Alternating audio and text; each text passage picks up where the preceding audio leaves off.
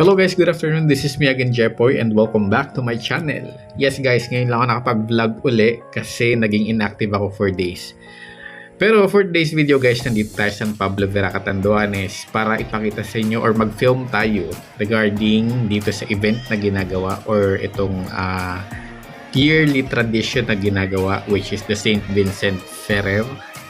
Kung saan makikita nyo guys, may mga bata, may mga kabataan, may mga malalaki na, may mga katandaan, nakapambihis babae. Ngayon, bakit sila nakapambihis babae? Ito ay sa kadahilan ng back in the days daw, itong si St. Vincent Ferrer daw. Shoutout mo nga muna itong si Choleng. Shoutout Chol. So yun guys, as I was saying, back in the days daw, itong si St. Vincent Ferrer ay tinulungan daw ng mga babae na mag-disguise o magbihis pang babae para makalabas daw in public. Kasi daw nung mga panahon daw na yun, hindi daw pinapalabas yung mga lalaki. So, mga babae lang daw nakakalabas. So para daw makalabas in public si St. Vincent Ferrer, tinulungan daw siya mag-disguise ng mga babae sa pamamagitan ng pagdamit ng pambabae.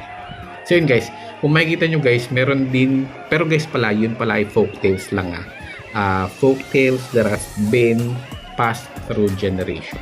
Shoutout pala sa mga taga San Pablo, San Juan, and Concepcion. Pero kung makikita nyo guys, meron dito na may mga dalang pala, ganyan, walis, o anumang pang construction. Kasi itong si St. Vincent Ferrer guys, based sa pagkakabasa ko, based sa pagsasaliksik ko, kaya nag-research siya. Siya ay tinatawag na patron. Shoutout dito. Siya ay tinatawag na patron saint ng construction workers, ng mga builders, ng plumbers. Pero hindi siya guys yung gumagawa nun. Hindi siya yung construction worker na nagko-construct mismo ng mga buildings. Hindi. Siya lang ang nagbi-build up tsaka nag-i-strengthen ng mga ganyan, mga church, ng mga hospitals, orphanage, through his missionary works, teachings, and then preaching. Kaya nagkakatumbahan nandun si Idoy talaga. So yun guys, moving forward, ito palang St. Vincent Ferrer guys, ay kilala din siya sa pagiging compassionate sa mga mahihirap. Tsaka yung dedication niya sa mga kapakanan ng mga tao o yung mga welfare ng mga tao.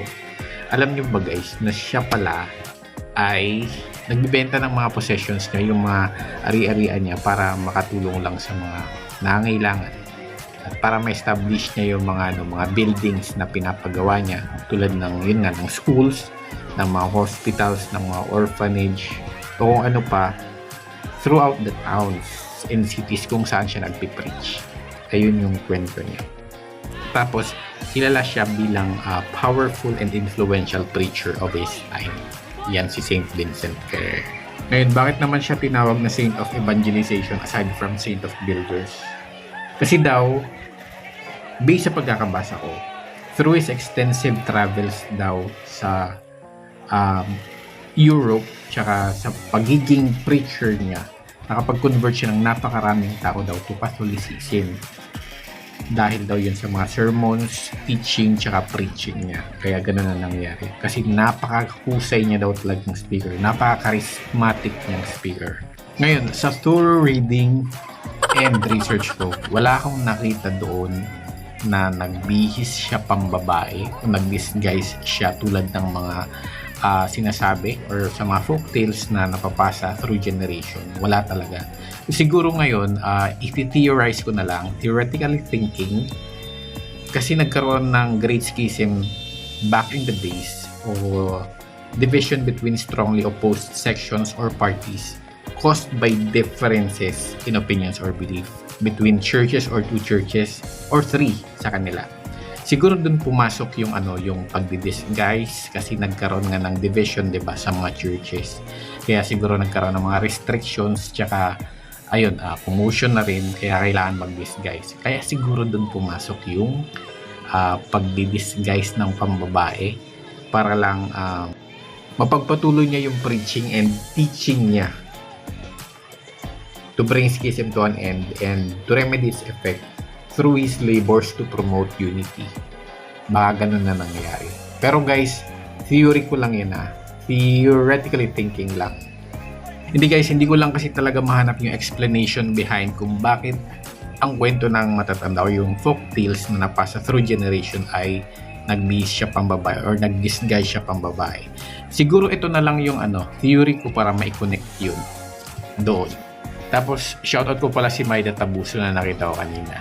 So yun guys, noon guys yung nakikita ko to, akala ko for fun lang kasi may kasama sa mga Santa Cruzan. Pero may pala to, may reason pala to, may explanation pala behind kung bakit may gantong event o tradition yearly na ginagawa ng mga kabataan ngayon. Tsaka ang alam ko na-stop to dahil sa pandemic tapos ngayon lang nag-resume, kaya kung makikita nyo konti lang yung nag-participate. Tsaka it happened na Friday tulad nito ko aura sige, kung bumalik ka pa talaga so po, sus Mario sa isang PC mo. So yun guys, so ito yung St. Vincent Ferrer na feast or celebration na ginagawa nila yearly ng mga taga San Pablo na pwedeng mag-participate ang mga lahat na gustong mag-participate. So yun lang guys, tapos na rin. Thank you so much sa panunood and ako rin naliwanagan din ako kung ano to. Thank you guys. Don't forget to like, share, and subscribe and follow me din on my FB page, Jepoy's TV. Bye!